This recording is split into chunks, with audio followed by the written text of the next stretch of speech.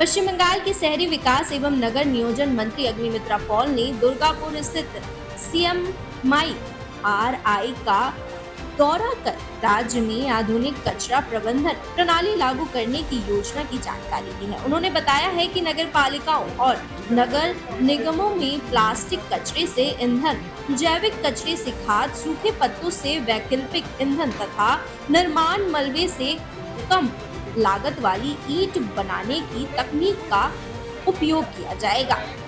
আজকে এই CMERI central mechanical and engineering research institute, আমি আজকে এখানে আরও অনেক কিছু আছে। আমি এসেছি আমার দপ্তরের বিষয়টা দেখার জন্য, যে আমরা যে রেগুলার যে লেগাসি বেস, যেটা এই যে পাহাড়ের মতো ডাই হয়ে পড়ে রয়েছে, আগের 15 বছর কিচ্ছু হয়নি, কোনো কাজ হয়নি।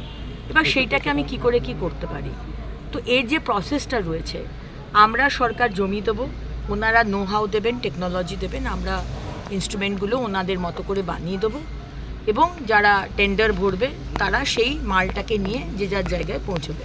প্লাস্টিক থেকে যেটা হচ্ছে সেটা RDF বলে, সেটা চলে যাবে সিমেন্ট ফ্যাক্টরিতে, সেগুলোকে নেয়। যেটা মেটাল সেটাকে আলাদা করে সেটাকে কোথাও দেওয়া, যেটা ইনার্ট বলে বা অর্গ্যানিক ওয়েস্ট যেটা বলে সেটা মাটির মধ্যে চলে যায়, সেটা খুব ভালো ফার্টিলাইজার।